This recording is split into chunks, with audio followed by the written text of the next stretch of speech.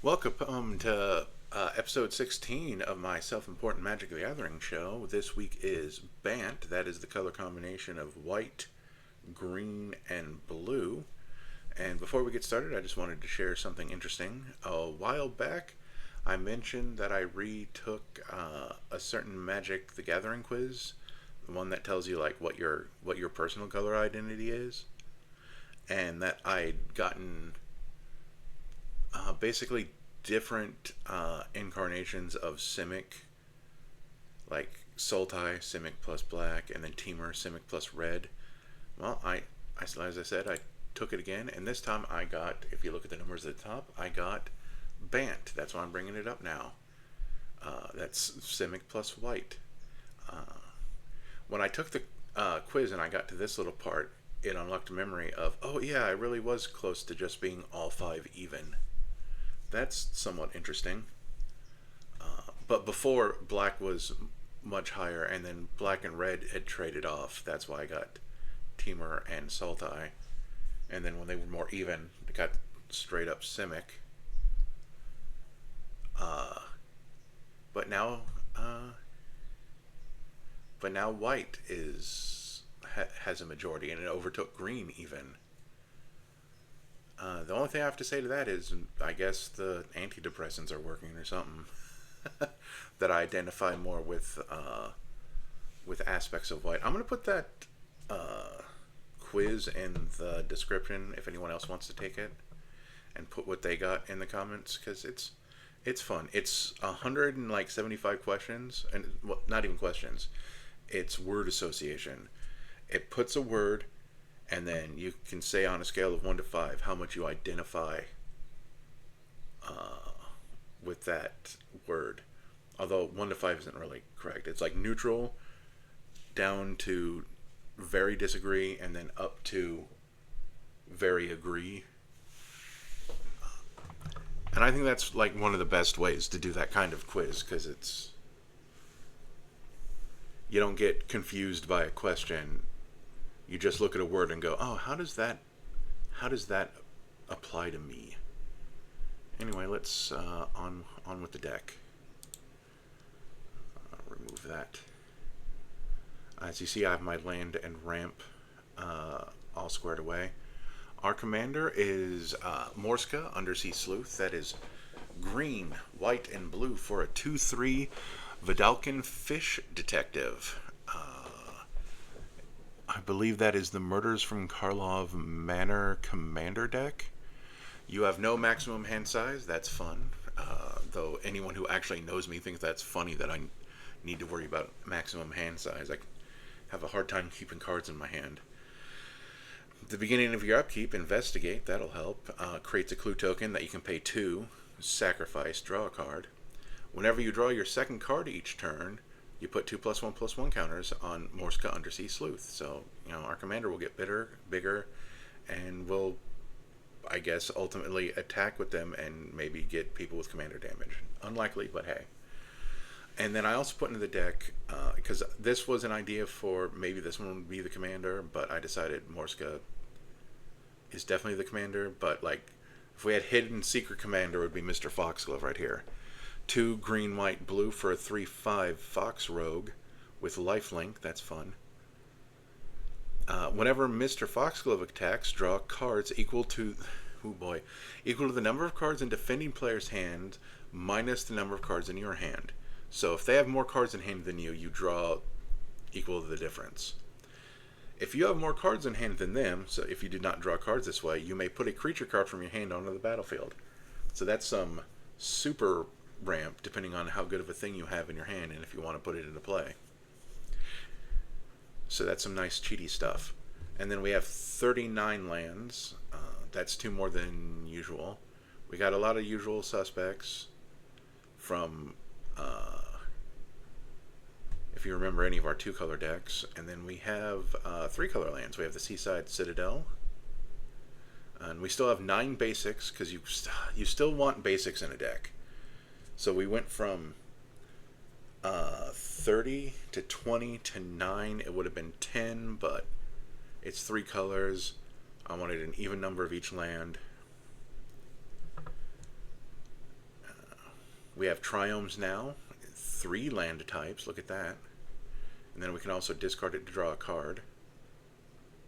So of course we put the, I don't know where, oh, I found it, because this is the only, I think we have the other one as well.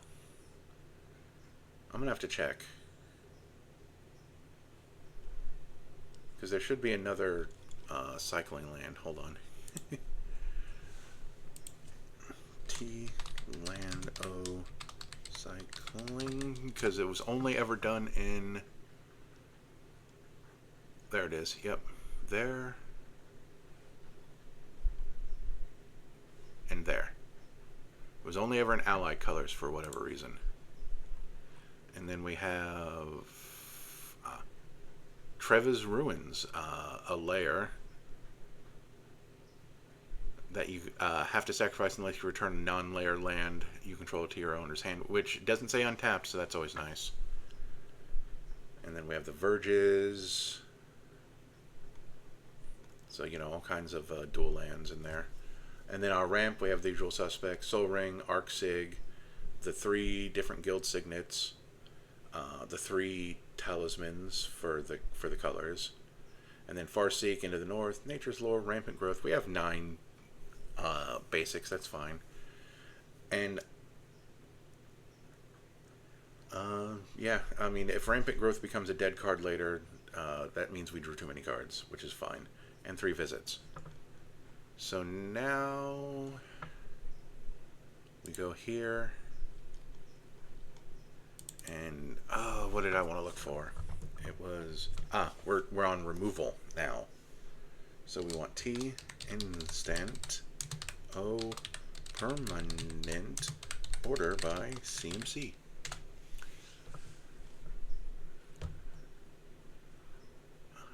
We're not going to use Chain of Vapor like you've seen in a lot of our blue decks. We don't need to bounce. Wow, Guardian Angel, that is an old card, and this is just reminding me that,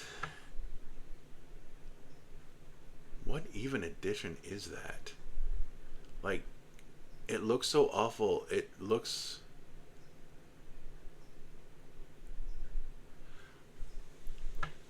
like a 4th edition card, but it doesn't have, it's not formatted like a 4th edition card at the bottom. Because this is a 4th edition card, it looks like. No, it's, yeah, because, did 4th edition have the 4 on it?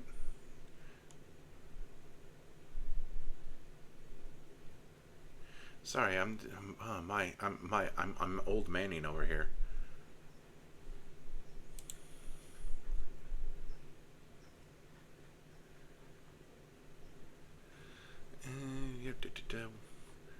Looking through these 1-mana ones, even though I know I'm not going to use any of them.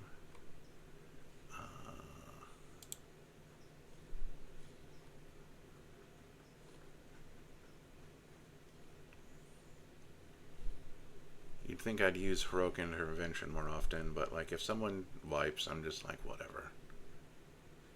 That stinks, but either I'll recover or you win.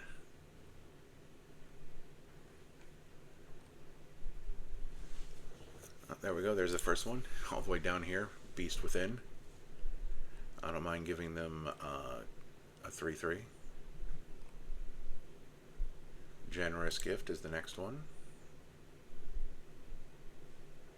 You always want to look through just in case you forget something that exists, because that is something I do all the time. Stroke of Midnight to Furry's Protection is a game changer now. Have I done a recording since they updated that? I know I ended up taking out Teferi's Protection and Deflecting Swat out of a lot of decks, because for me, since a lot of my decks are untested, I don't want to put game changers in them until I feel that they can carry the weight of the bracket they'd be put in.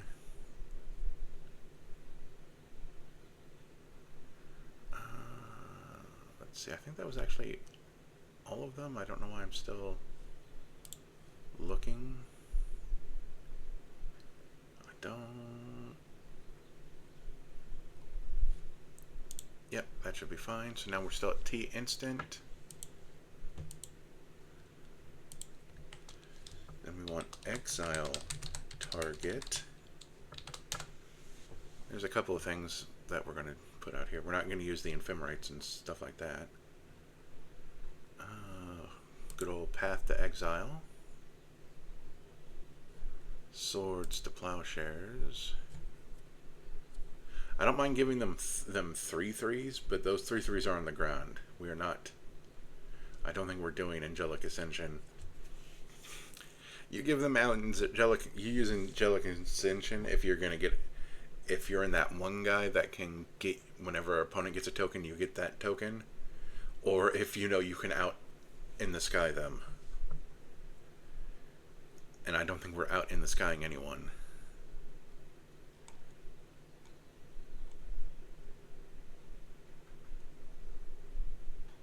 Then we want Parting Gust and Reality Shift.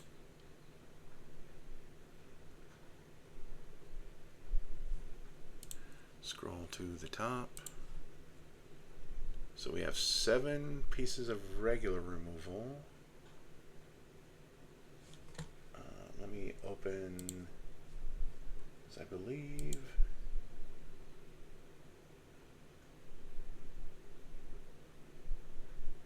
I had that somewhere.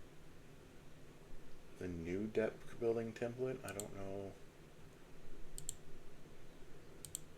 Oh, it's actually, hold on, I have it in,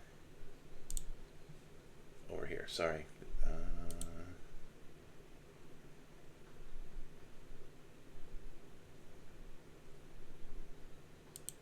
Over here. Pull that up. 10 ramp. I never have enough target card advantage. So that's supposed to be 12. I have more lands than suggested at least. 30 plan cards. I don't know what the plan is. So go back into card search. Let's be optimistic and assume someone else has a problem. And honestly, with Angelic Ascension, you just go, is them having a 4/4 flyer worse for me than whatever it is that I want to remove? Like, I do actually like that idea of it. Of it actually makes you think you just can't willy-nilly this piece of disruption.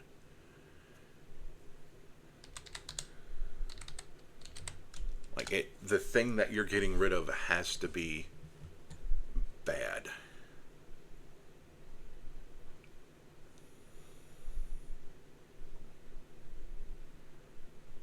We'll throw in a Nature's Claim. We don't, just to give my opponents 4 life. Oh, Pongify, Rapid Hybridization.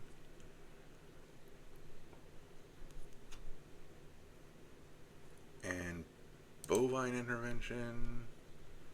And Disenchant. Even though Disenchant looks a lot worse, well, we're not giving them 4 life with that. Scroll to top, close. That's 13. I mean, we can be a little. Although with 13, it means I can take out this Angelic Ascension. It targets Planeswalkers, though. But honestly, Planeswalkers don't get played as much as they used to, do they? Although the ones that do get played are the ones that you want to remove. I'm going to dump Disenchant and keep Nature's Claim. Now we go to our... we're going to rename this Targeted Disruption.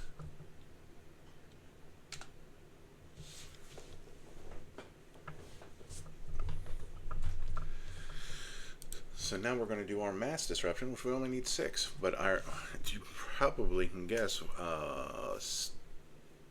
like at least 3 of them. I like my Settle the Wreckage. I like my Aetherizes. my Aether Spouts.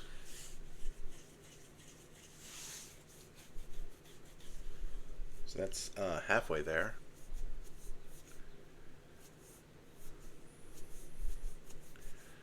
Let's see.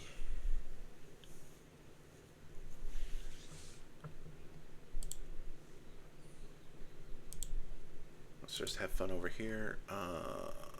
Mass disruptions are usually sorceries. Farewell, fumigate. Huh. Oh, rise and shine to turn all of our clue tokens that we totally didn't use to draw cards into creatures. And let's go over to instants, counterspells. We're not. I'm doing a better job nowadays of. I think I even went back and took out the counterspells, going, no, I'm going to stick to my guns. That blue doesn't actually need counterspells to be good.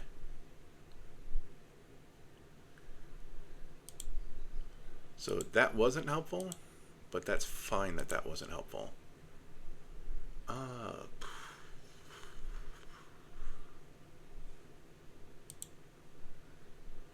think that's something that we might have to come back to. But let's edit the category to mass disruption.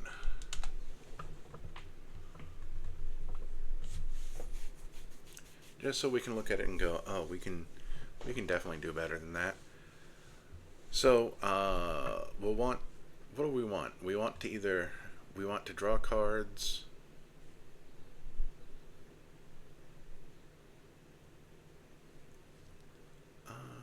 We're trying to draw a second card, so let's. What else cares specifically about the second card?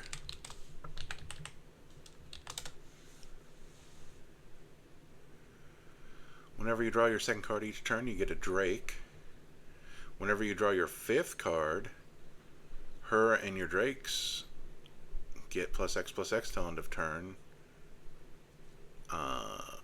which is equal to the cards in hand. That's a cool thing to have in the deck. Deck of the month, Ascend. Ascend is if you have 10 permanents, you get the City's Blessing for the rest of the game, even if you go under 10. Detectives you control cannot be blocked, as long as you have the City's Blessing. Oh, our commander's a detective, so actually that's already pretty good. Whenever you draw your second card, you get a detective. Fair enough. Erudite Wizard. Whenever you draw your second card, so this is basically Erudite Wizard. Oh, so our detective is an Erudite Wizard with extra stuff. We'll put that in for now. When Ethereal Investigator enters the battlefield, you investigate X times, where X is the number of opponents you have. And then you get flying creatures for your second card drawn each turn. Fairy Mastermind, whenever an opponent draws their second card, so that's not us. Fairy Vandal gets +1/+1 counter when we draw our second card. Oh, Homunculus Horde, we get more of these things. We're not putting any Jaces in any of our decks. Also, he's 6 mana. That is.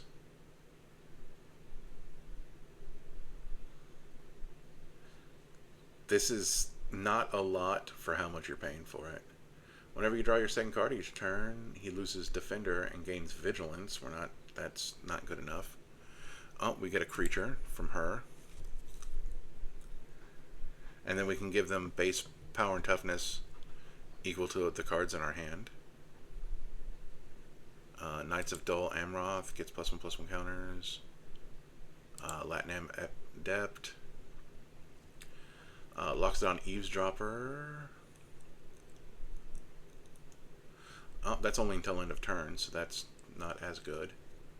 It investigates when it comes down, but this is just a funny card. This Elephant Detective. Equipped creature, and when you draw your second card, you get a free equip. Oh, Min Wily Illusionist, yay. Whenever you draw your second card each turn, you get an illusion that's +1/+0 for each illusion you control. And then when the illusion dies, you may put a permanent card with mana value less than or equal to that creature's power from your hand on the battlefield. She's good. Mischievous Mystic, second card, you get a... I love getting extra creatures. Since this deck is going to be slightly aggro, I guess. Flying Talent of Turn isn't good enough. You ramp when you draw your second card. That's interesting, but I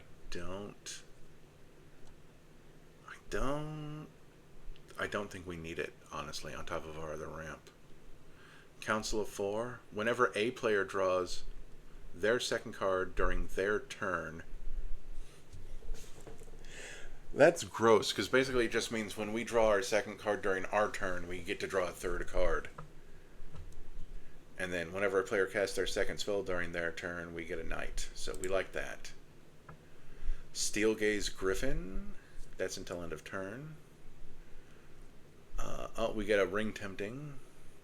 But second card each turn that gets +1/+1 counter.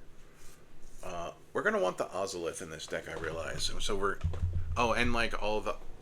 Like other stuff that says, when do you do +1/+1 counter nonsense? Since +1/+1 counter nonsense is kind of on our commander too. Detective, that's our commander. And then we can... This is kind of a redundant for Detective of the Month. Detective of the Month. Karlov, Murders of Karlov Manor was a stupid set. Whenever you draw your second card, you get a human, sure. And he's inexpensive. When you draw your second card, you get a Thopter, sure, why not? This thing gets bigger. I just don't like that you don't get a whole lot of Thopters when he dies. If an opponent would begin an extra turn, they skip that turn instead. Whenever an opponent attacks you, 2 or more creatures draws their second card each turn or casts their second spell each turn, you draw a card. That got taken off the Game Changer list.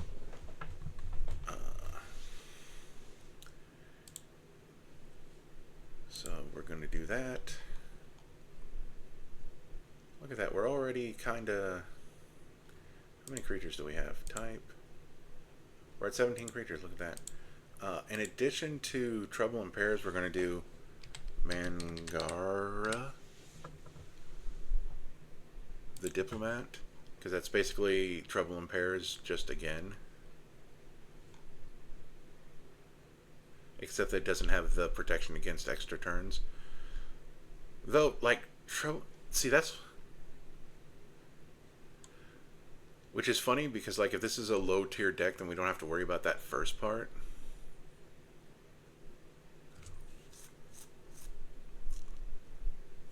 But that is extra card draw for us.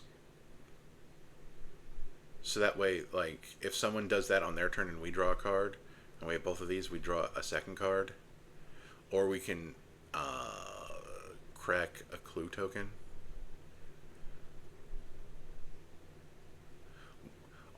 Everything here under counters very easily could get dropped. But, so... And then all of those things for tokens, those also could easily get dropped. But, let's see, we are at 88. Well, now that's interesting.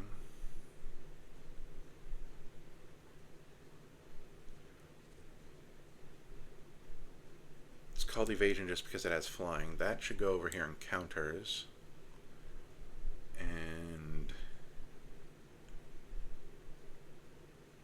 Detective of the Month has a better reason to be there than this one. But you need the city's blessing for that to go in.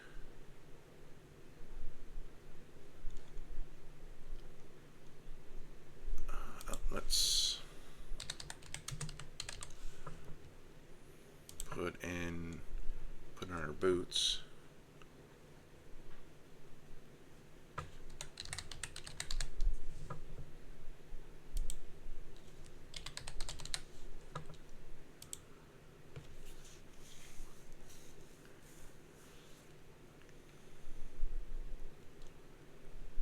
There's two more kinds of cards I want to put in here, and I don't know if I have room for all of them.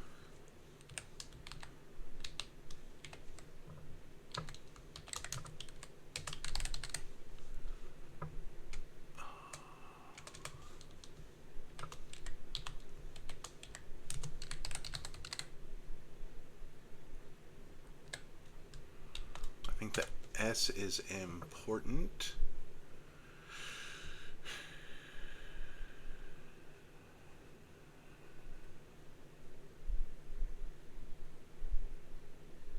Although I guess it didn't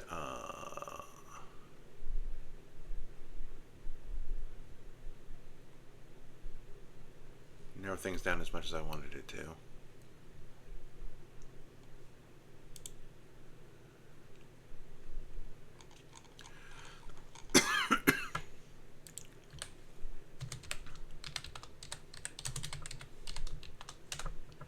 Let's spell words correctly. So we have Benevolent Hydra, Branching Evolution,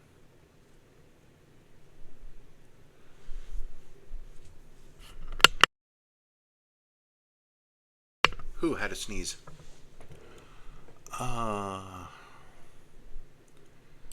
Caradora, Conclave Mentor, Hardened Scales,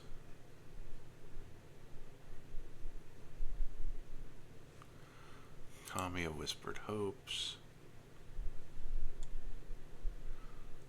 the Broken Ozolith,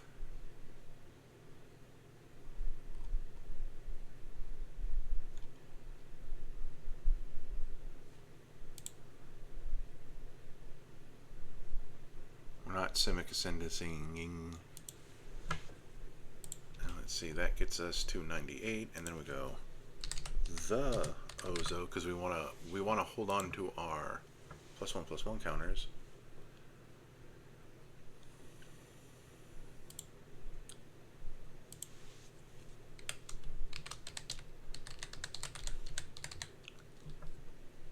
Let's spell investigate correctly. There's one specific investigate card I know I want. I do like Master Sleuth, so we're probably going to take out some other stuff for that to stay in.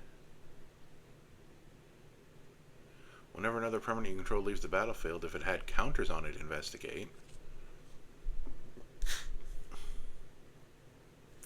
That's interesting. Armed with proof, investigate twice. Clues are equipment.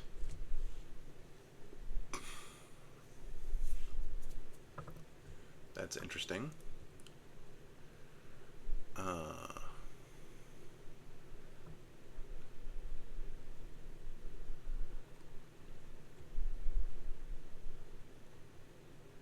Backside.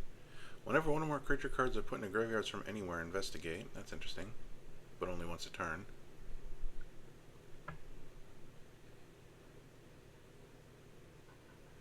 Investigate.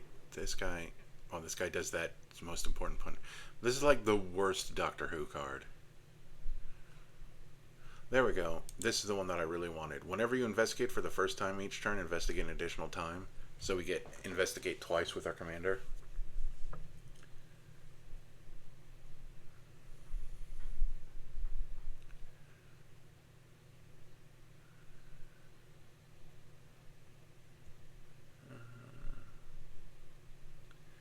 That's mill. We don't need that.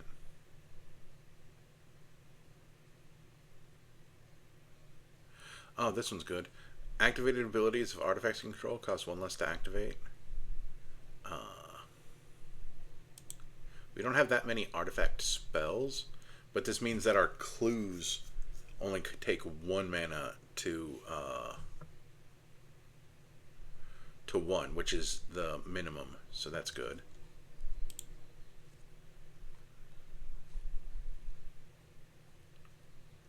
I probably should have taken out all of the instant sorceries and lands.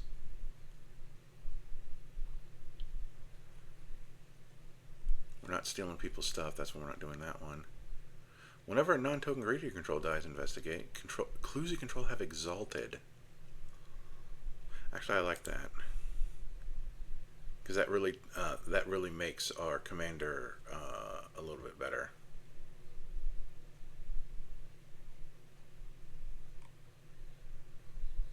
Ongoing investigation. Whenever one or more creatures you control do combat damage to a player, investigate. And then we can exile creatures from our graveyard to investigate and gain 2 life.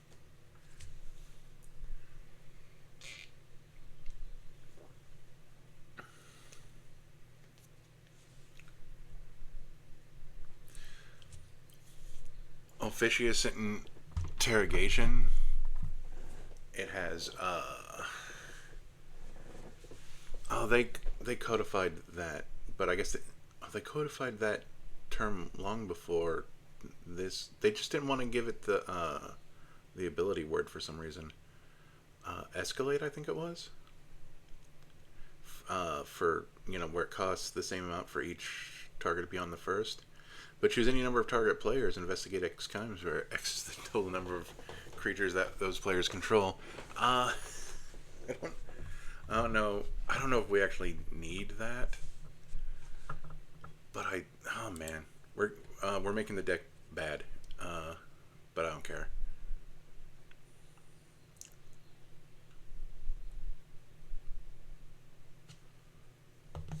I do like Piper. These cards are going to replace some of those whenever you draw your second card ones, especially the ones that, the ones that put +1/+1 counters on themselves.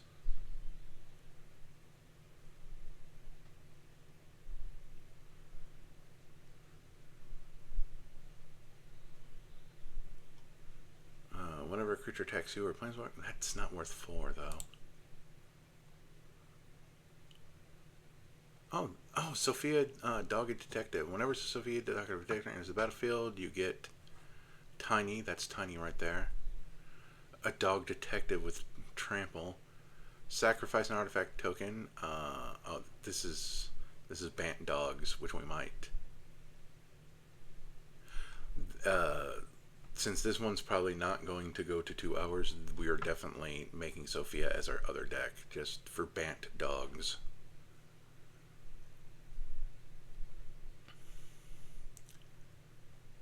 Whenever you draw your third card, we get Tamio.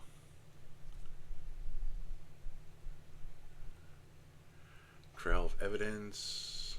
Nope. Tireless Tracker. Nope. Thorough Investigation. Whenever you attack, investigate. Whenever you sacrifice a clue, enter the dungeon. Wojak Investigator. In the beginning of your upkeep, you investigate for each opponent who has more cards in hand than you. That's more of a mono white thing, but I just realized another card that we want.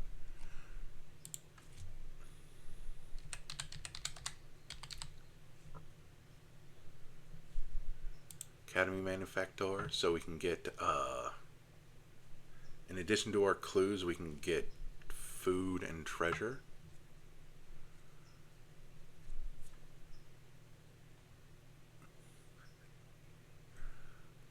We're up to 8. Well, technically we're up to 9 because, although, do you really want to call investigating card advantage? Just saying. So we are 6 cards over, so let's get rid of that. Get rid of that. Get rid of that. Get rid of that. Get rid of the Sculptor mechanic. And the Fairy Vandal. And that puts us at exactly at 100. Am I 100% happy with this deck? No. We do not have any... Oh, no, we have one vehicle. We have one tutor target for this.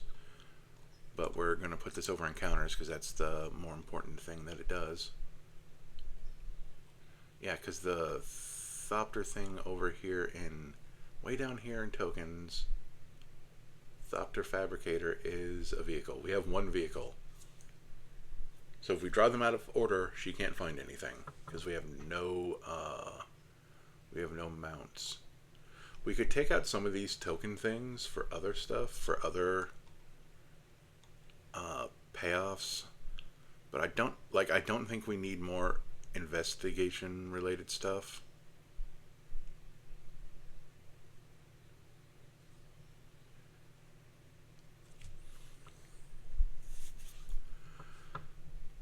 This is something that I'd want to play against other people a few times before deciding what else I actually need or would want to do. Wow, that only took 36 minutes. But yeah, no, what do we even want to call this deck?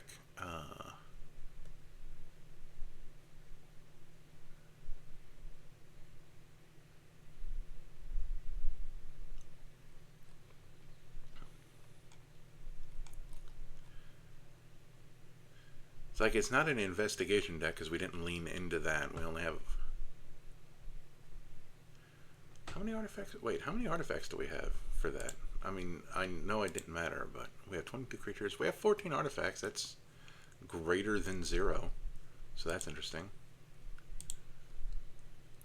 What is that? And then whenever you sacrifice a clue, we could put a +1 counter on anything. But we'd probably want to put some on her because when she deals combat damage to a player, you investigate that many times. And she herself is a detective.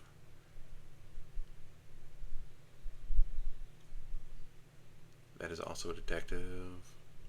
We have a bunch of detectives. We're just going to call this Bant Detectives.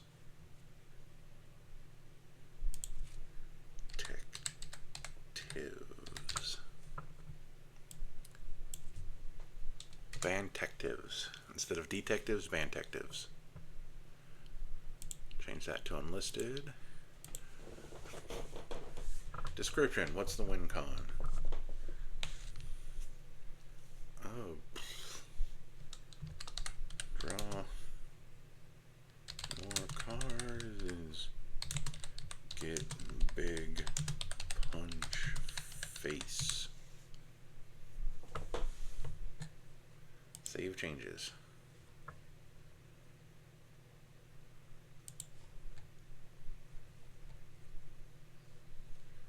So, like I said, new deck. Vant Dog goes. Vant Doggos.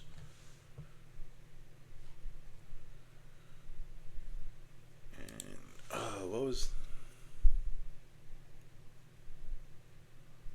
We're just going to go into the deck because I don't remember the name of the card already.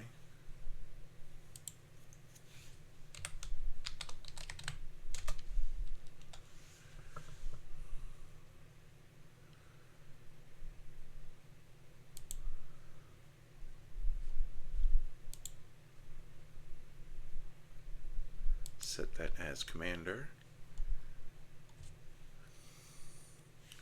There's going to be a couple of things we do in the last one.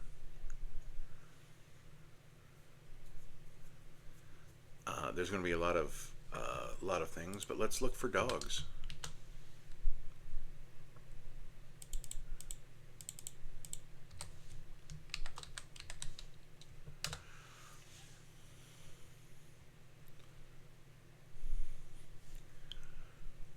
At the beginning of your upkeep, draw a card if you control the creature with the greatest toughness or tied for the greatest toughness.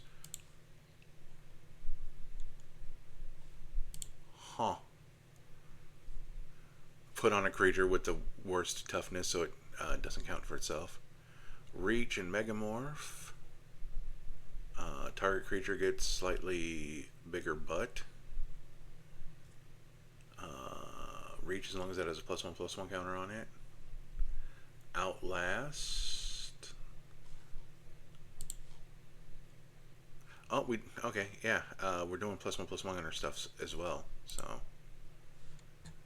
So yes, first strike.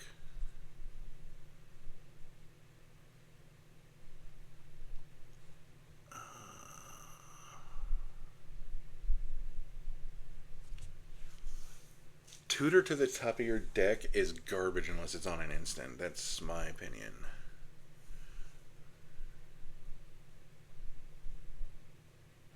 Huh. Whenever you attack with this creature and or your commander, for each opponent, create a 1/1 red goblin creature token that's tapped and attacking that player. Huh. Doesn't seem particularly helpful, but that's interesting.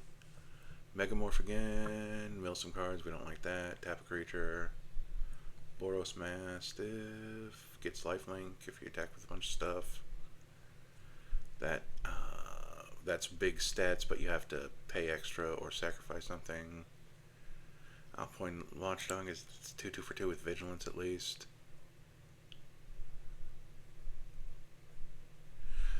Dogs. Dang it. Dogs like big butts, apparently. Add 1 mana of any color. Add X mana of any one color, where it's the greatest toughness amongst other creatures you control. I don't know what I need with that mana, but since we're doing +1/+1 stuff, I forgot that maybe I want that.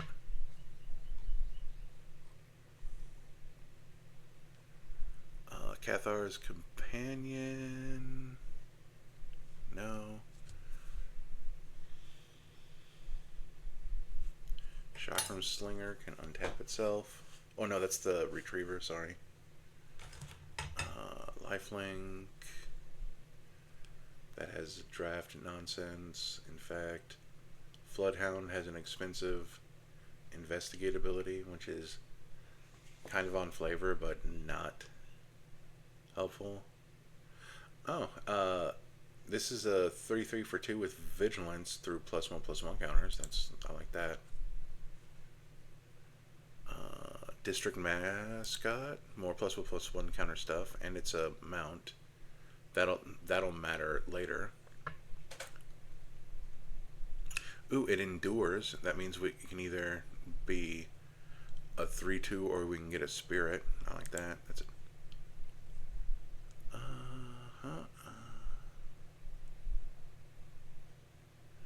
Oh, Generous Pup gives +1, spreads our +1/+1 counters around. I like that. You know what? Isamaru, it's a 2/2 for 1, don't care. Isamaru's a good Angie boy. As long as K9 Mark 1 is untapped, other legendary creatures control have Lord 1, that's fine.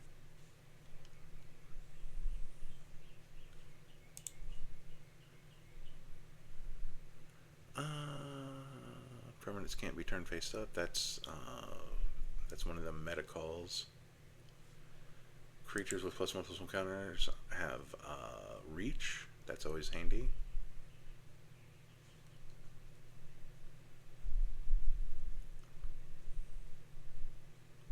We'll put Mobu. We're going to put some...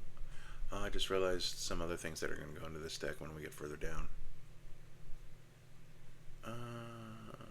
No.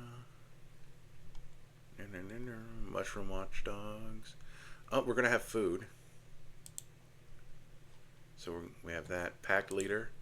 Other dogs with +1/+1. And when this attacks, we prevent all combat damage to our dogs.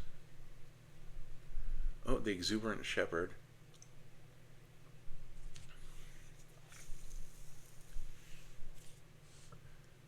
Except the one target non-land permanent. At the beginning of the next end step, return that card to the battlefield under its owner's control. Okay, so we blink something, and this thing gets slightly bigger, and it's in the form of +1/+1 counters. Nope, we don't want to mill our opponents as much as I want to put another legendary dog in this.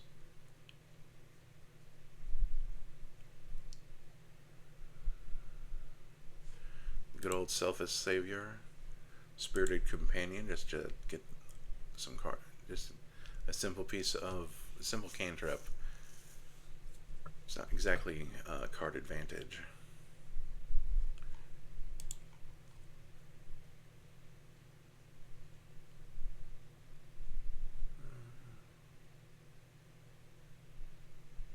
Trade route envoy draws a card as long as we have a creature with a counter on it.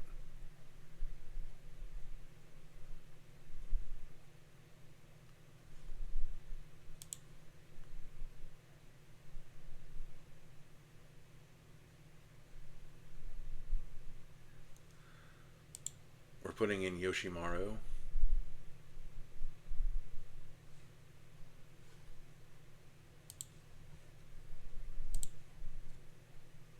How many dogs did we put into this deck?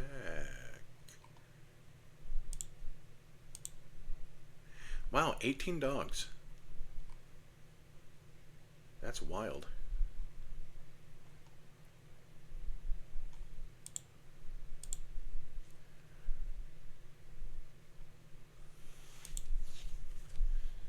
The Ozo.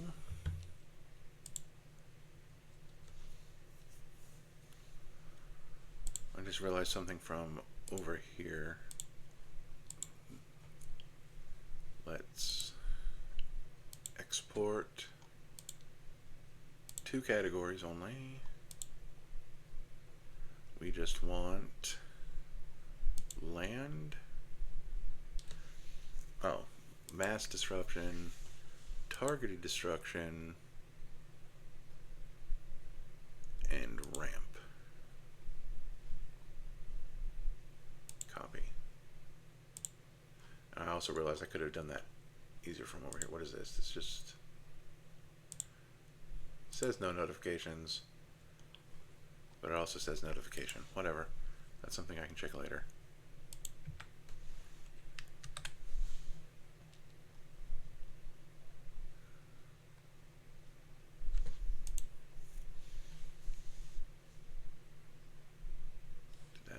Did that save?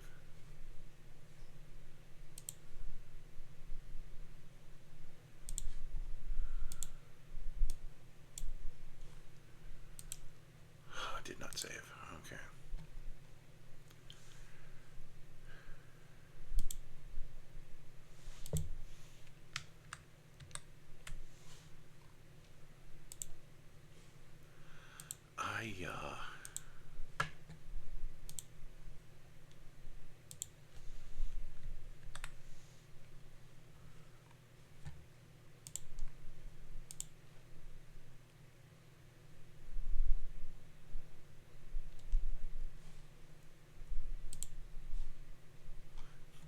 And that puts us at 88 cards.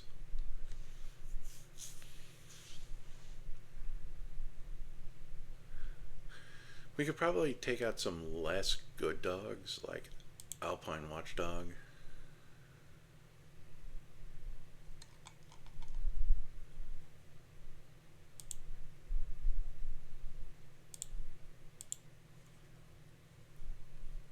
Who does it think I am?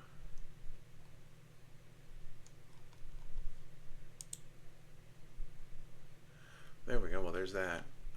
I never checked those deck building challenges.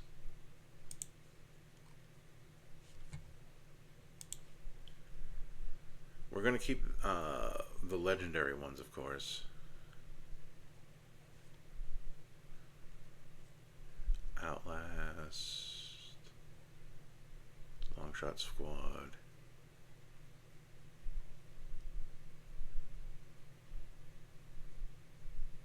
The one that protects my other dogs. I'm going to take out Selfless Savior, though. And the one that endures.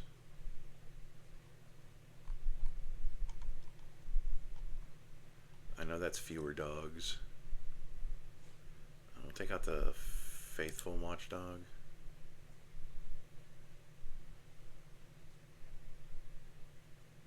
Probably going to try to put in more. So how many dogs are we down to? 15 dogs. That's still a fine number of dogs.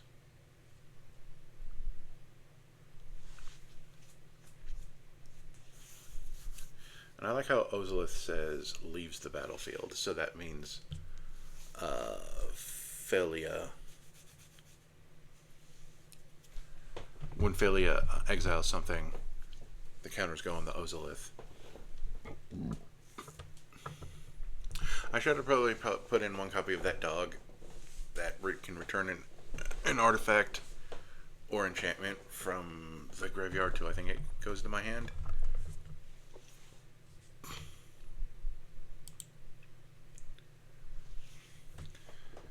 So we're going to look up +1 counters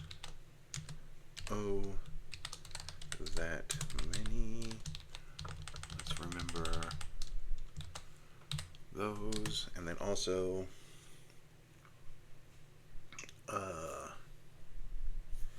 -T instant, -T sorcery.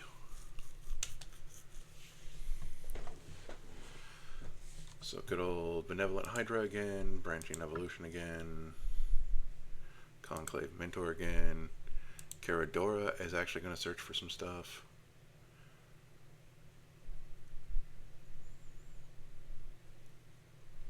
Somehow Kami of Whisper's Hopes is already in the deck.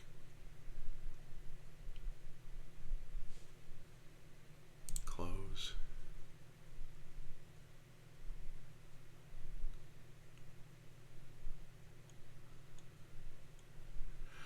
Oh, because it's over, because it came over here from the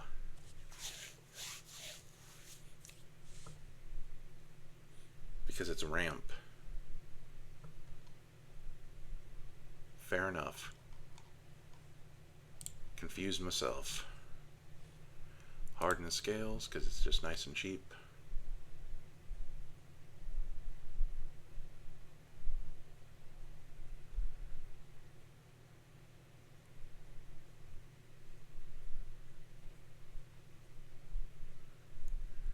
This both Ozoliths easily go.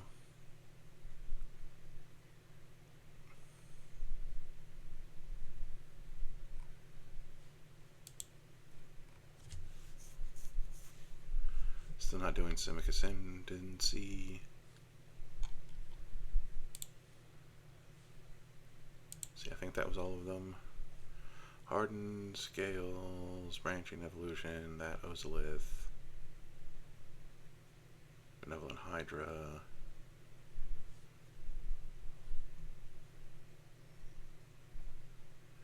Guess we don't need Mushroom Watchdogs either. What are we at? We're at 90.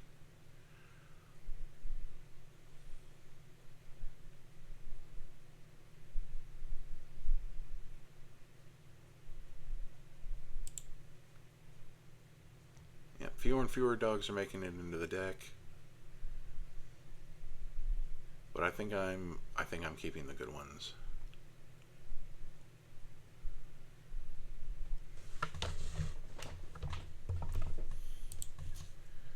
Manufactor. The only dog that matters really is Tiny. Sweeboo. Greaves. Merciful Coat.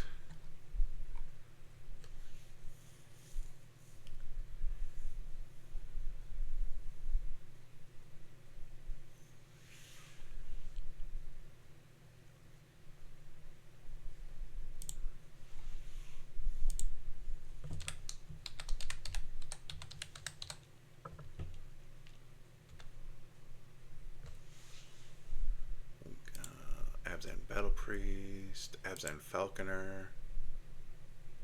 Those are two things that could have gone in the other deck, but didn't.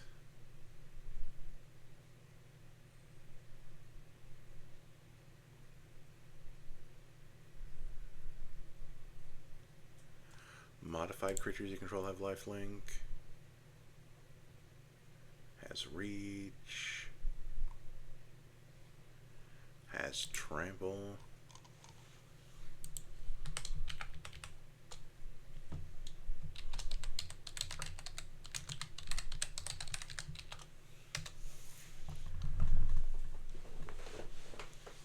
This is basically your Selesnya +1/+1 counter deck with oh,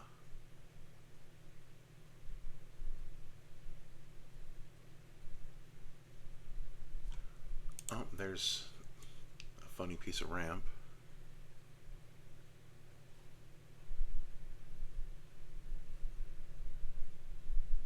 There's another thing.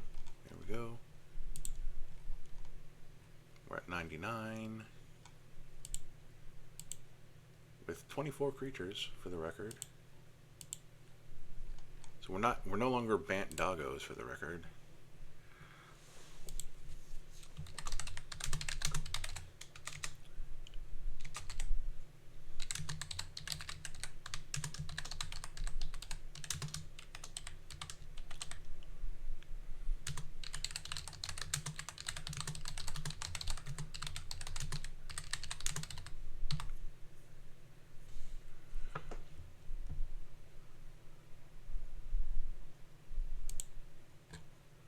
Forgot to hit private earlier, but that's fine.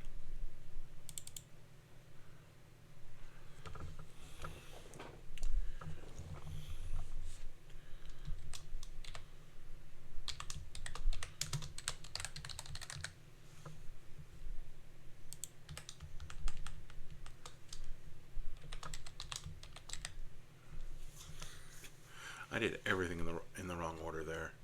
Save changes.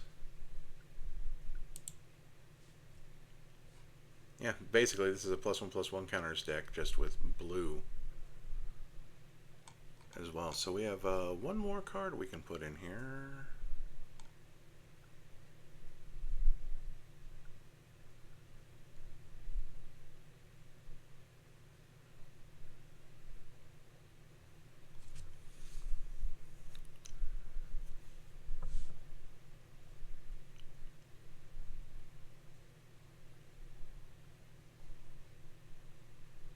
Our tutor has a target at least.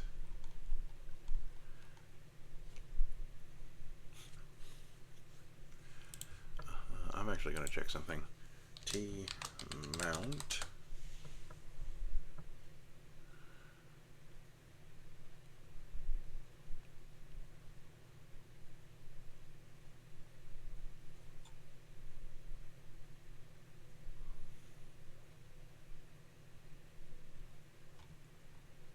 Yeah, once again, our so-called tutor has one target, and we're just gonna move it up here to counters.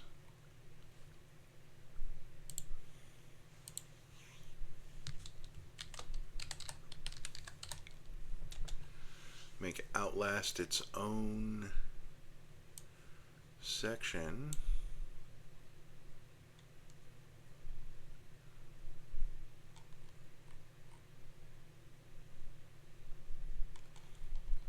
That's fine. Outlast. Outlast.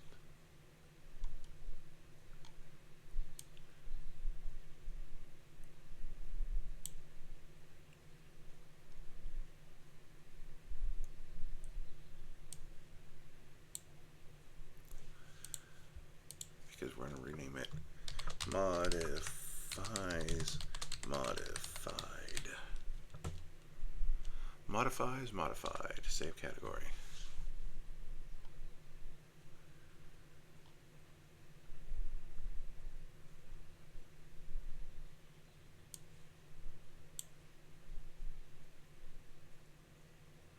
Technically, some of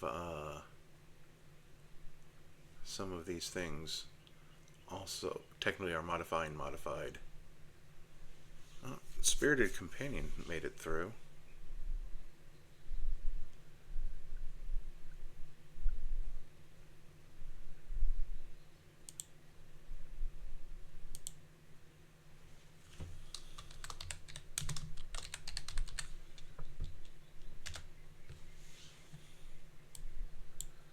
Dogpound.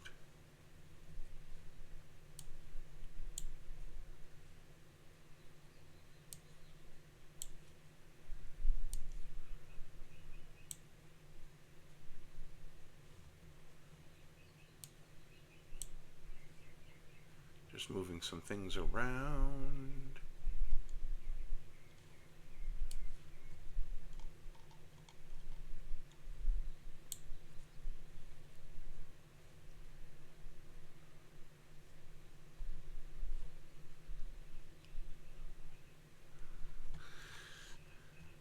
So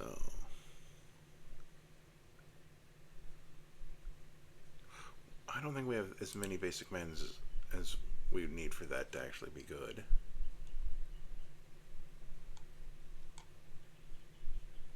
So we are down to 98, that's fine.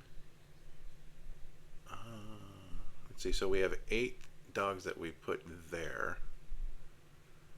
And then we have a 9th, 10th, 11th. I think Yoshimaru is just going to go into the dog pound because he only gives himself +1/+1 counters. So that's 9. Generous Pup is 10. Maru is 11, and he's going over here because he only puts them on himself. Generous Pup at least puts them on other things. So that's, yeah, that's 10, 11, 12,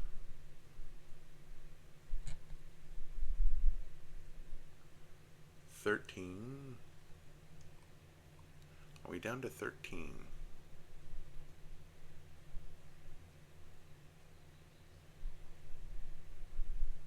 Yeah, let's go back up to 15.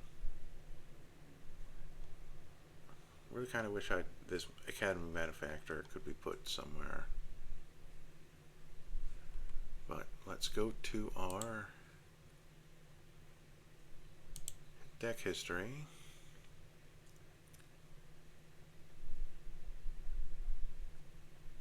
Mushroom Watchdogs was taken out, so we can have, wait, hold on. We can have 2 more things. We got the Faithful Watchdog, which is a 3/3 for 3/3 with Vigilance for 2. Fortress Kengard, it endures. It's also that meme dog, Alpine Watchdog.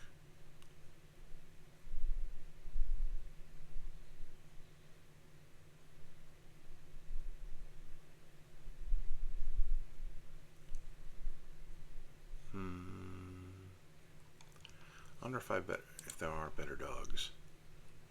We're going through dogs one more time. Actually, you know what? Just out of curiosity.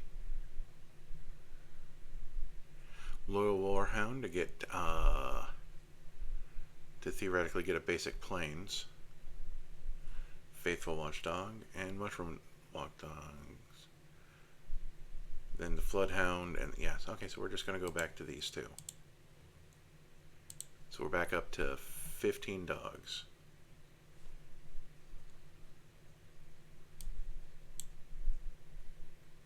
And let's find where that other dog went off to.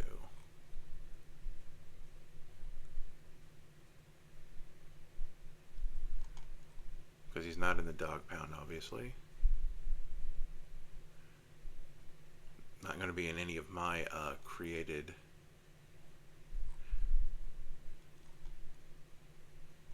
There it is. So we have 12, 13, 14, 15 dogs.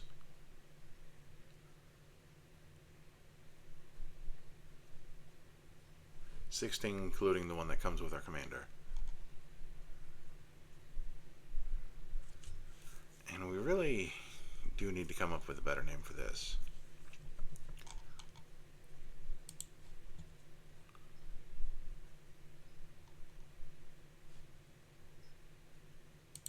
But nope, that's what we get.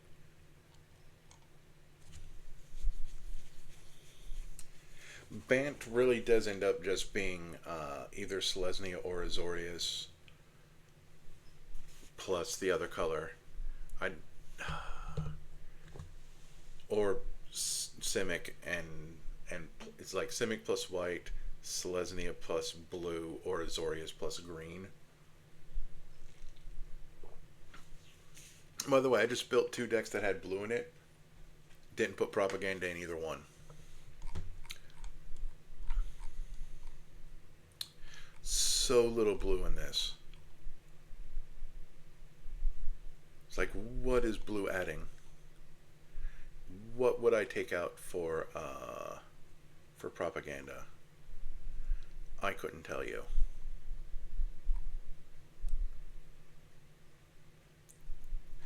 You know what?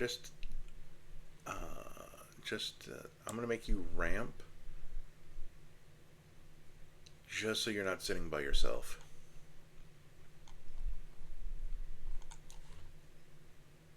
Then if we click up here and we go to Bant Detectives, is there anything I would take out for propaganda?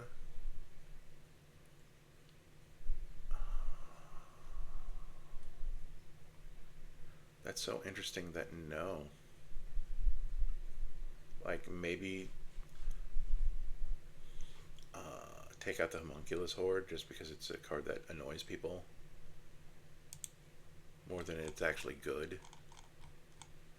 But we came back here to do another thing. We're going to optimize our printings. Show optimization, change 25 cards. Then we go back here. We're going to do that again. Optimize 27 cards. There we go. Just so it's the cheapest version of itself. And we're only an hour in. We can do 2 more Bant decks. So, new deck. Just title it Bant. Make it unlisted. Let's create the deck. T Legend. Linged. Legend. T Creature. Colors equals white, blue, green.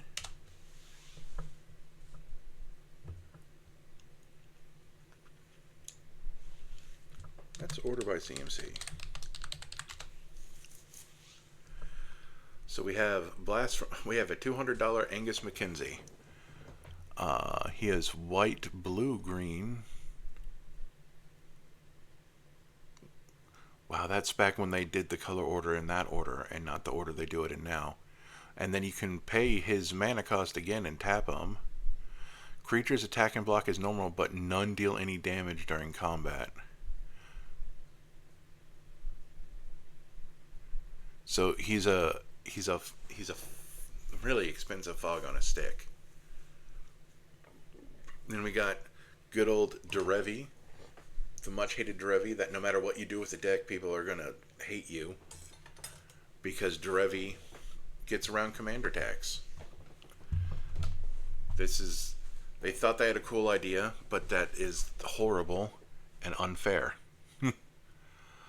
Gorion Wise Mentor doubles your adventures. It's not really enough adventures in Bant for that to be good.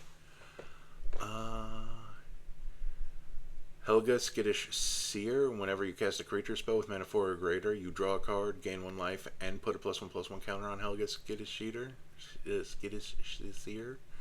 And then she's also a mana dork, where she can add 1 mana of 1 color equal to her power, but you can only use it to feed into her own ability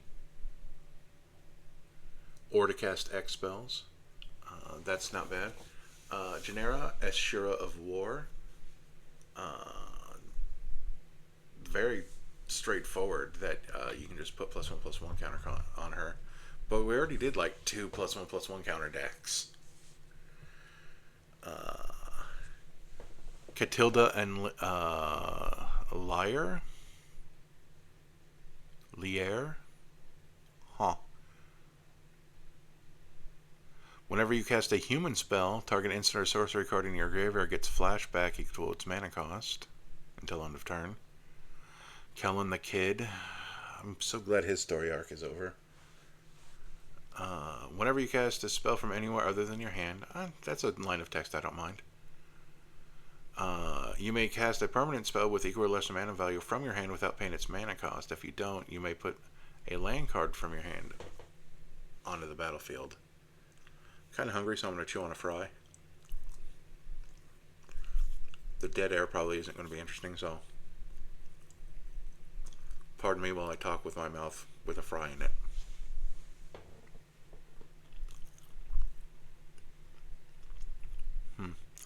I don't like Kellen, but I don't hate that.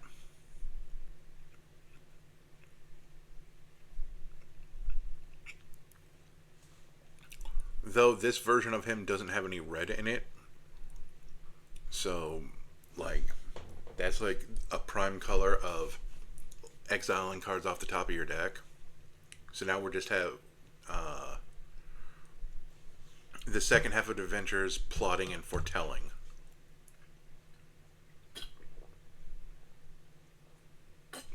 Which is probably what they wanted you to do with him.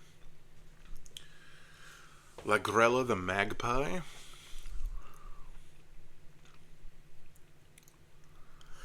She's a kind of an O-ring, but then if you O-ring one of your own things, it comes back stronger. Ragnar. Boy, that just shows you how bad things were.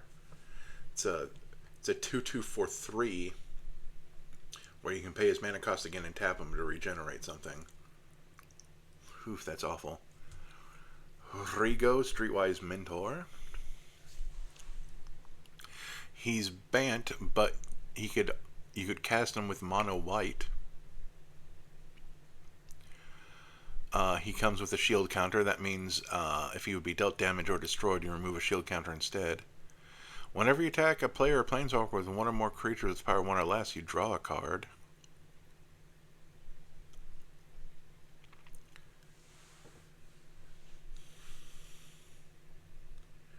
That's interesting, but doesn't feel useful on its own.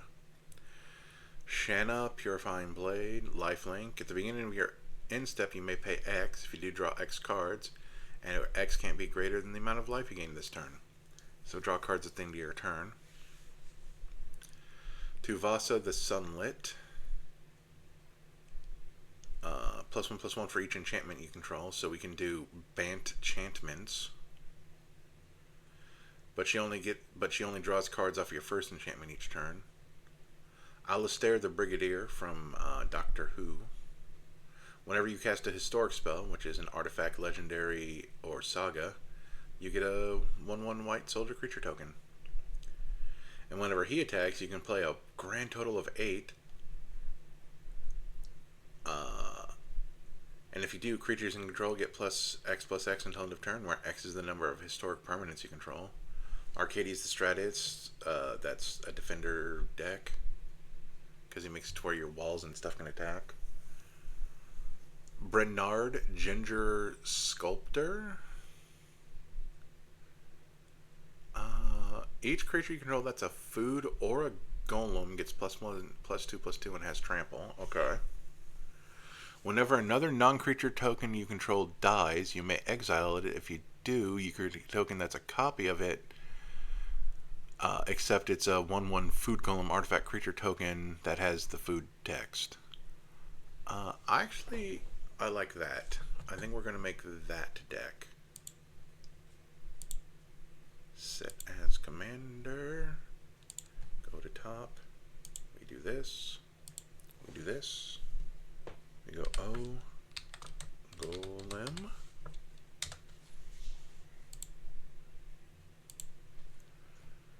So we want these splicers.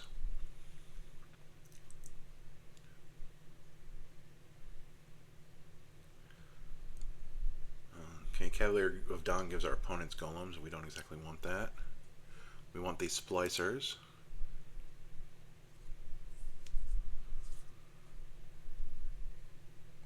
Whenever you cast an artifact spell, and then if you have 3 charge counters, you can make a golem. I don't know about that, but that's something to think about.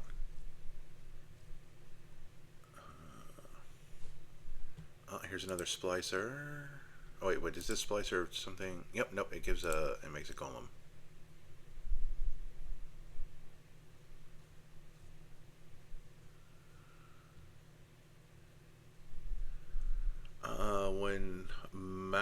Ekaterina, Purity Overseer enters, you get a golem. Beginning of your end step, if 3 more artifacts enter the battlefield in control, you get another golem. Okay.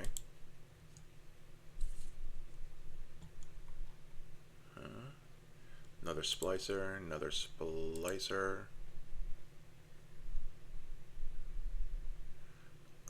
And then when this enters, you get a 4/4 golem.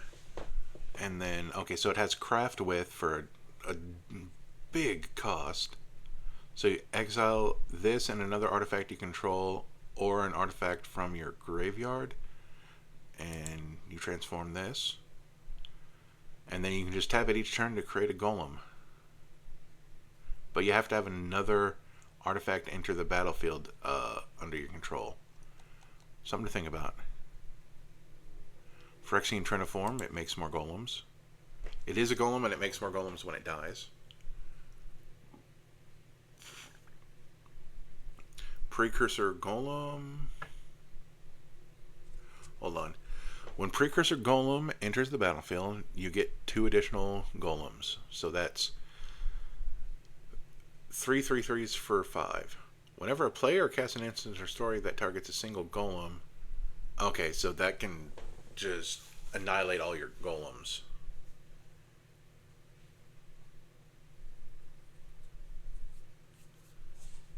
Because they just have to use a single removal spell.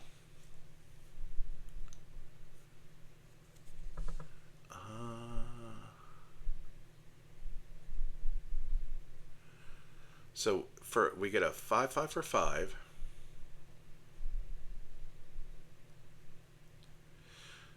And then for another 5, we can make it, we can sacrifice this for a 15/15. With haste until end of turn. Activate only as a sorcery. I do like that, but I don't know if it's going to go into the deck.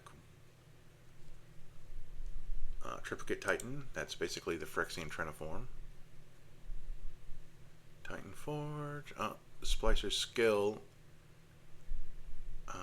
No. Sensor Splicer. Sandstorm Salvager.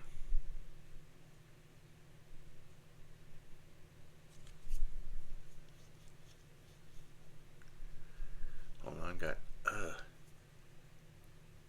garbage around my eye that I'm just rubbing away. Splicer's Skill, it's just a sorcery that makes a golem. We're not that desperate. Vital Splicer to regenerate our golems. Gives our golems flying. So I like all of that.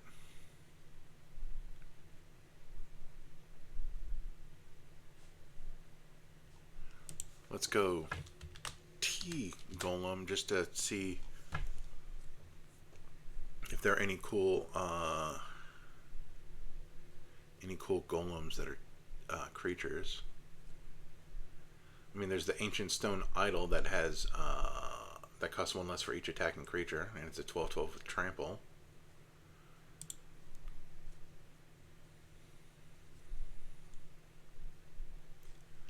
I'm just going to look at our commander again. Food or Golem. I like how this is just all tokens. Let's see. Awakened Amalgam. Modular Sunburst. Oh, Arcbound stuff are apparently golems. The Brightstone Colossus. It's spoiled. If there's any deck to put the Brightstone Colossus in, it's this one, and we can say screw you. It goes with our commander because it's a 13/13. Oh, don't care. Don't care. It's beautiful. Don't talk to me or my child ever again. Brass Herald, Bronze Guardian, Campus Guide, Chronomaton, Clay Golem, Colossus of Sardia. I remember when Colossus de Sardia was good, like for exactly one turn, because it was a 9/9 with trample, even though you had to spend 9 mana on it, and yeah, and like terror didn't work on it because terror doesn't hit artifact creatures.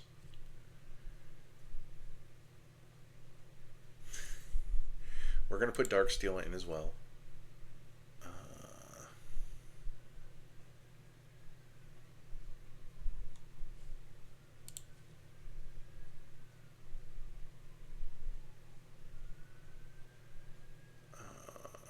Glass Dusk Hulk. Whenever another artifact enters the battle, oh no, it's until end of turn, but it can't be blocked till end of turn. That's always nice. Ginger Brute. That's like on flavor. You know what? Ginger Brute. Yes. Sometimes you got to put not the best cards in your deck, just because. Hinge Walker. Howling Golem.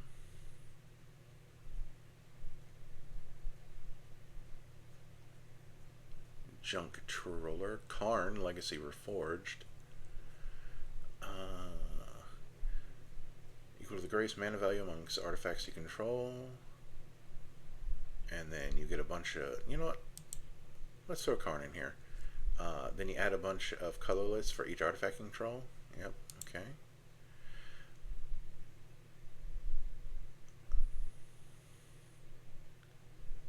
Maelstrom Colossus has Cascade. I don't know how much I care about that, but that's something to remember. Oh, good old Meteor Golem, of course. See, this is why we look. I forgot that it existed, even though it's a card I like using. Phyrexian Hulk. Platinum Empyrean. Your life total can't change. We're not going that far. Oh, Roaming Throne. Yes, it's a golem, and if I'm correct, I say Artificer. Sea Gate Colossus. Oh, good old Solemn Simulacrum. Yeah, Solemn Simulacrum. Yep. It's a golem, and it also grabs us one of our 9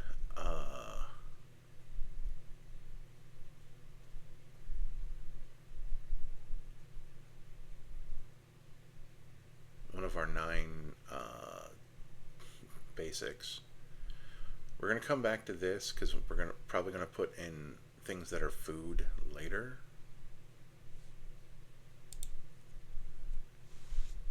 Like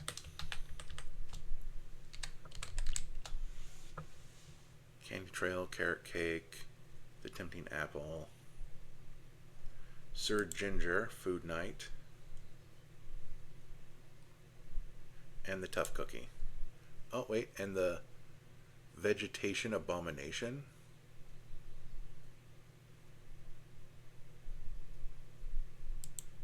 Sure.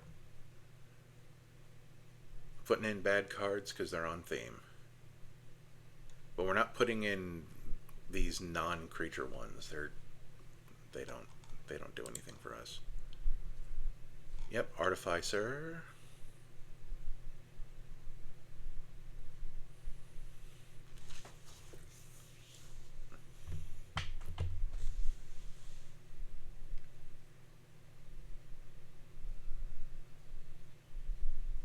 How many creatures is that? Out of curiosity. 23, wow. Not as many as I thought it would be. But there's actually three cards that are going in right now. KONJ. Because we're going to put in Conjurer's Closet.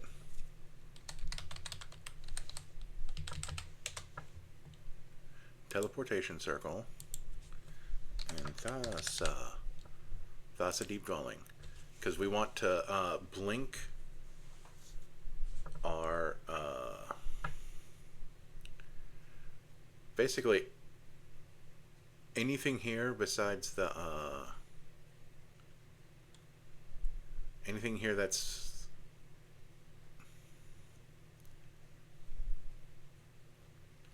Okay, so we're going to change this to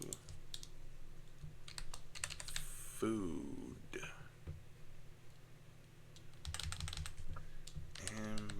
Ambulatory. Ambulatory? We can always change that. Ambulatory.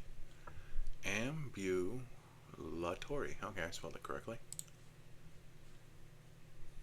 Ambulatory food. Ding.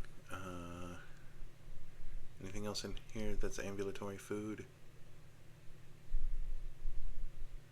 Oh, I forgot to make it the primary. Ding. Done. So, ambulatory food. Ambulatory food. Ambulatory food. And if I go here, I think food was still the thing, and there's 1, 2, 3, 4. Yep. Only 4 things in that category, but that's fine. And we have our blank. And then we go here. No, we don't. That was silly. We go here. No, I clicked the same dumb thing again. We go here. And then we go here. We go here. We go to export.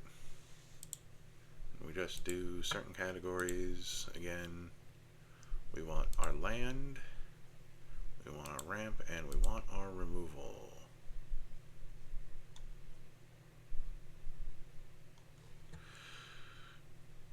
Copy, close, go back to Bant, go to import, we do that, get rid of that again.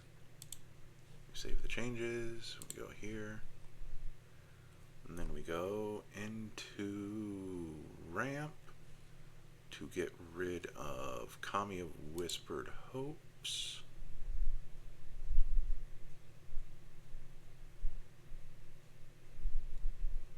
Yep, and then that puts us at 94.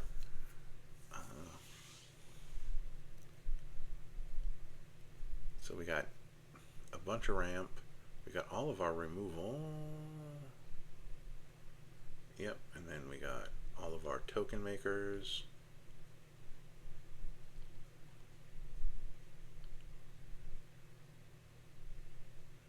Oh, I know what.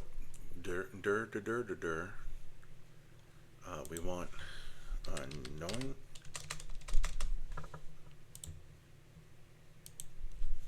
We want tokens that many instead.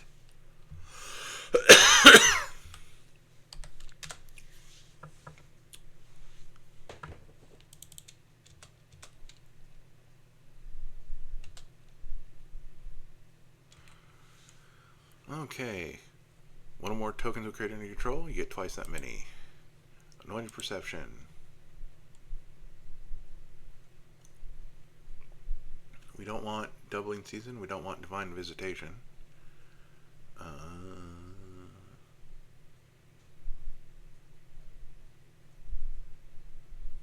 Because we don't want Doubling Season because we're not using this other effect.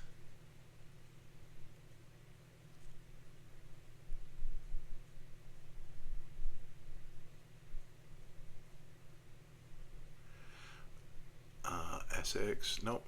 We want Elspeth though. We want Mondrak. We want Ogertage.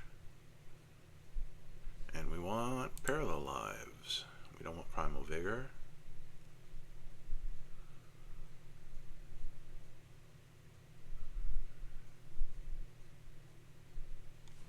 There we go.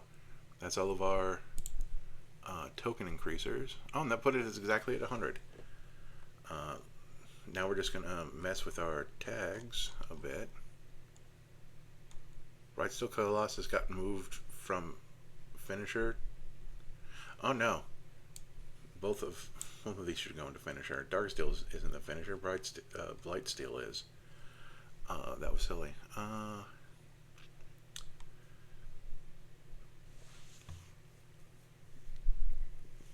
See, the funny thing about Academy Manufactor is that when we make the food golem, it is a food, so we get the clue and the treasure.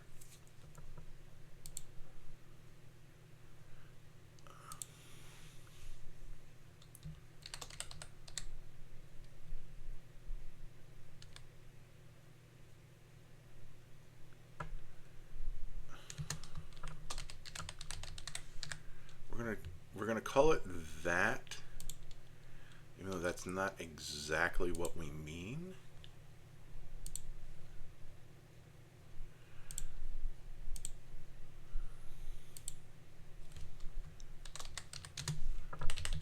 I'm gonna call it token gen mods because it modifies the generation of tokens, and that's where Andrix, Anointed, Mondrak, Parallel Lives, Elspeth, Ozertech,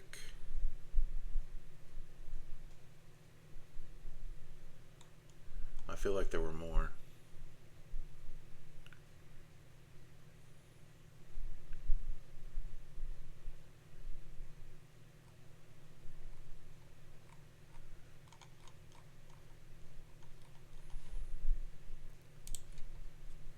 One, two,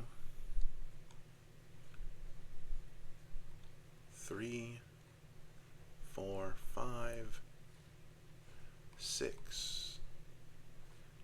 Yes, there really was only 6, and then 7 including the Academy Manufactor. We're going to move these to a different... Scratching my nose.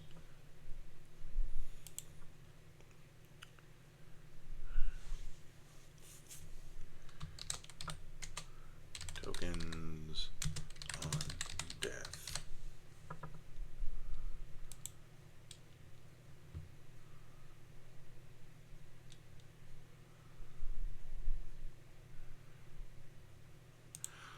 It's starting in that category, but that's just to create the category. And I did not make it its primary category. That is my fault. There we go. And tokens on death is all the way down there, huh? Okay, so...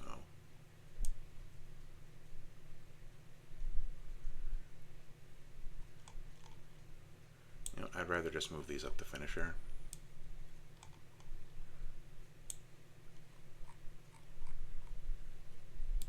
Let's just remove that. Whoops. Just remove.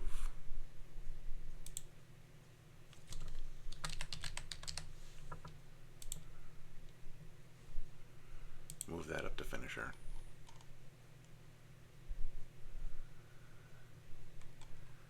I mean, it's not exactly correct that they're finishers, but if the 10-10 with trample can go here, so can the 12-12 with trample. And the only reason why these things are up here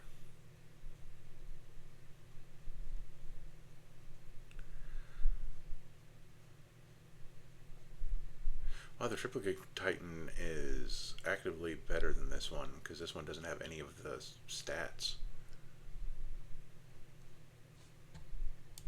It's just interesting. Yeah, wow, that got us exactly to 100. Then we got all the splicers. We got our interaction. We don't have any card draw in this deck unless we get out the Academy Manufactor.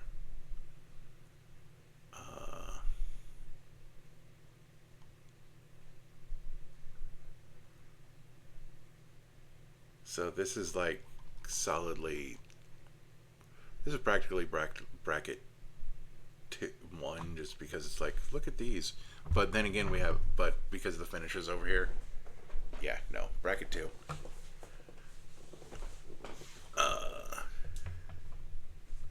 Although I guess Sir Ginger over here at least has a scrying.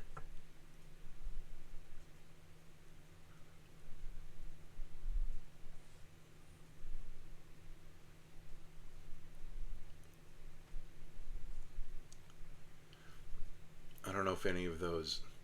And then with our 15 pieces of ramp, Solon will draw us a card maybe.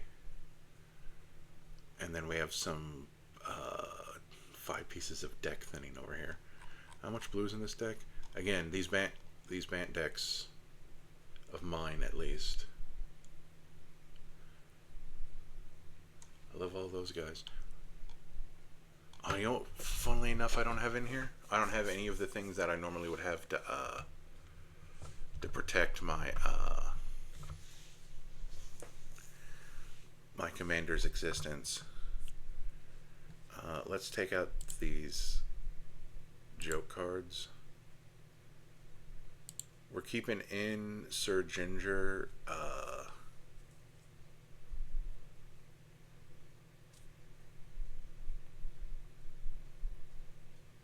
Nah. We're not leaning onto that. We do not have it. But we are going to put in Sweet Boo.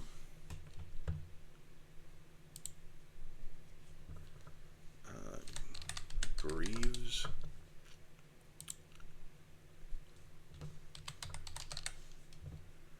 Three things to hopefully protect our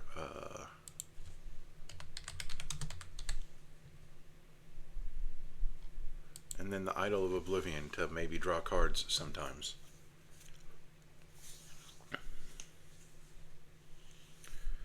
Although the Idol of Oblivion is really dependent on drawing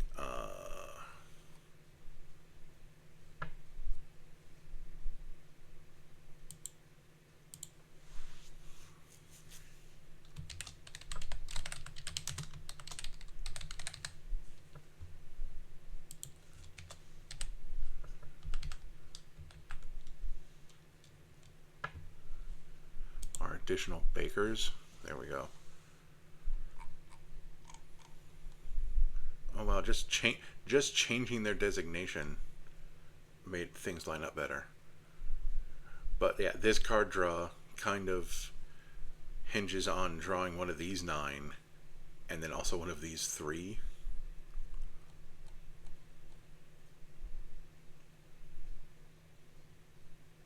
Or maybe something dying and us getting that.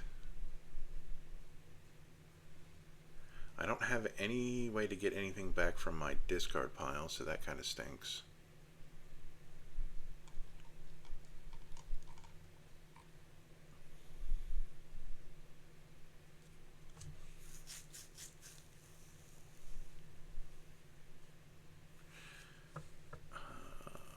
I'm going to take out Idol of Oblivion, and I'm going to leave the last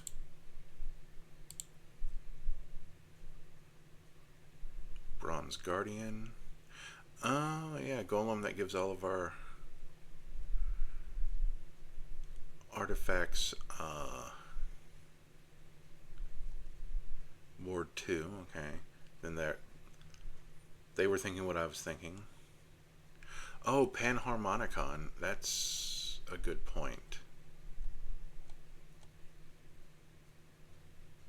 For our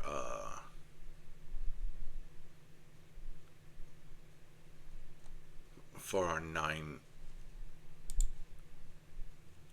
splicers. The Purity Overseer isn't an artificer, but they are still a splicer, I feel.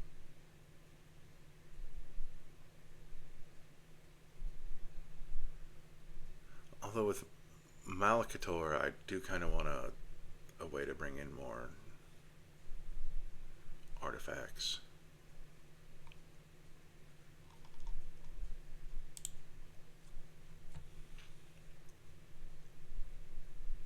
birthing pod. Jeez. Esper Senatal. Idol of Oblivion is sitting right there, of course.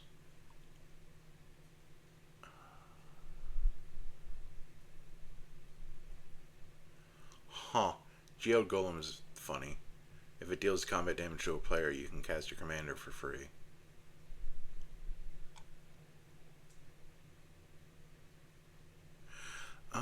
At the beginning of combat on your turn, draw a card. Then you may exile an artifact or creature card from your hand. If you do, create a token that's a copy of the card, except it's a 3/3 golem. Yeah, I don't see myself doing that. The Wonder Glyph creates gnomes. Panharmonicon is definitely worth looking into. How about some enchantments? Knights of Sweet Revenge. Turns all of our food creatures that we may or may not be making into mana dorks.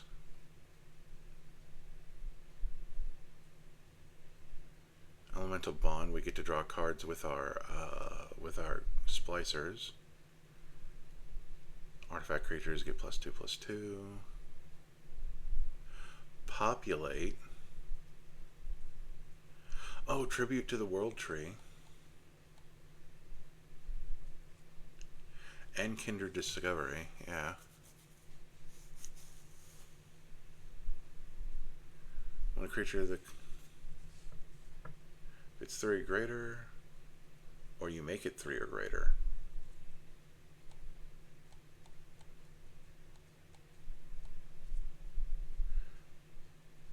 That is asking for a lot of the same mana pips. Is there anything else I'd want to remove?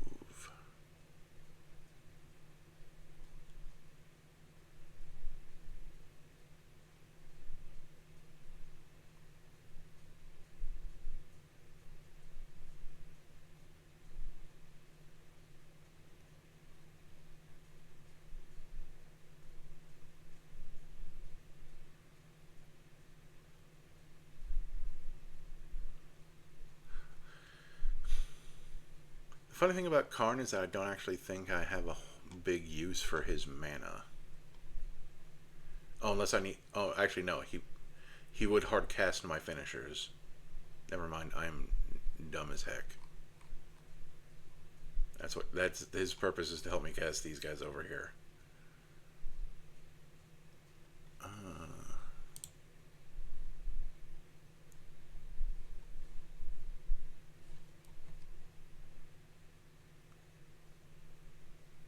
Or attacks. That's why Kindred Discovery is kind of... Though, if I can remove something for Tribute to the World Tree, just have a second piece of... Although this thing is tied to... Both of these are tied to my stupid...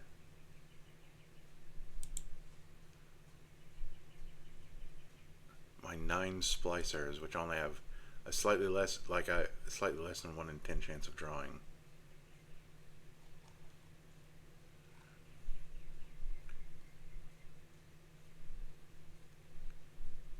This is asking for fewer pips and is actually blue.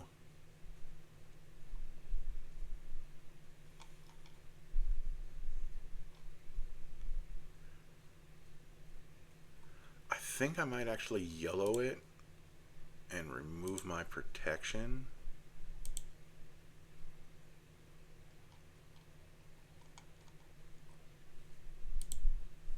And then we're going to go here. Like, there's only 9 of them.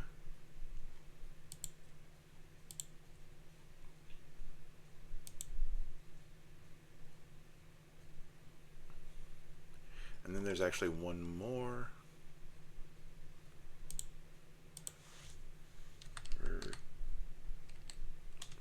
Virtue of... The Virtue of Knowledge. If a permanent entering the battlefield causes a trigger ability of a permanent I control, it triggers an additional time. There we go.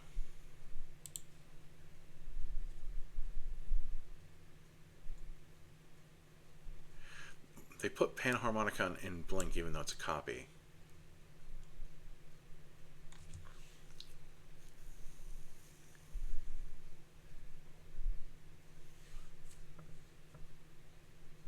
So all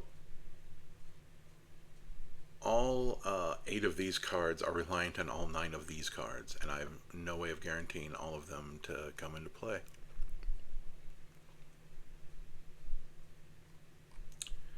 But that is the deck we built.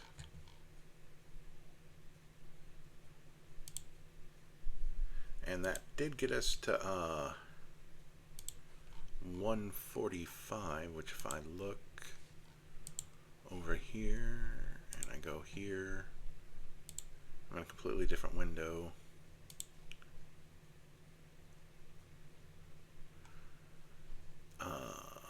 Mono red was 140. White blue wasn't even a hour and a half.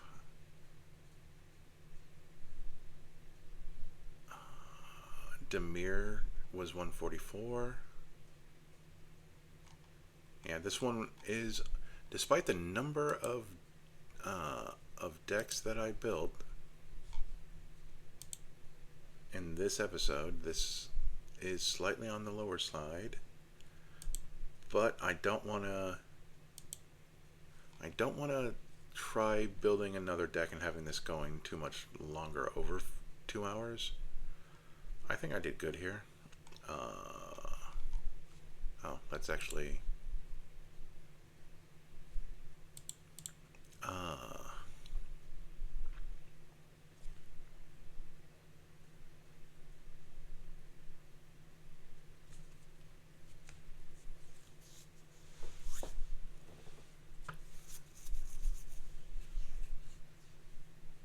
This is definitely more about the golems than it is about the food.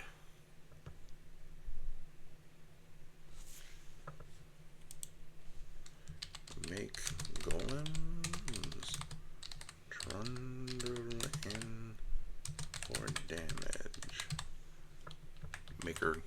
Macker golems. Make golems trundle in for damage. Deck name. Sitting here trying to think.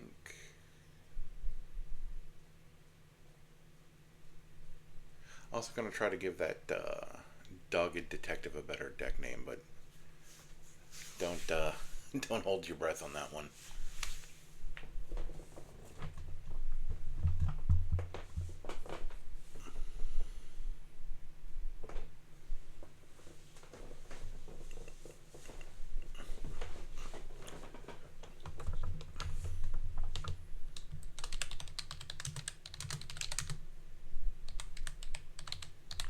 Golems are not edible. That's what we're going with. And of course my signature expired. Close. Close without saving because it's going to be weird about that. Golems are not edible.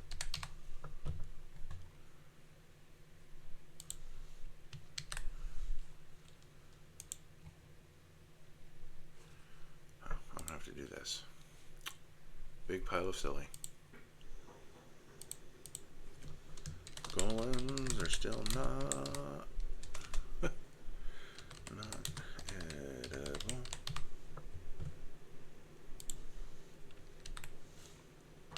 Save.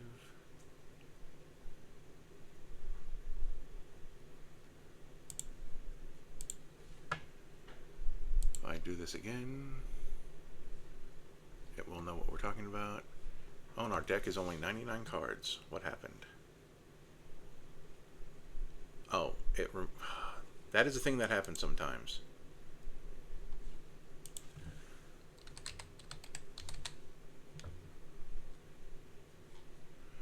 Is that it'll randomly take out one of our cards. So, yeah. I'll see you in the next episode, which I guess I can give a preview of what that episode is since I already went over here a couple of times. It's Esper. Woo. See you then.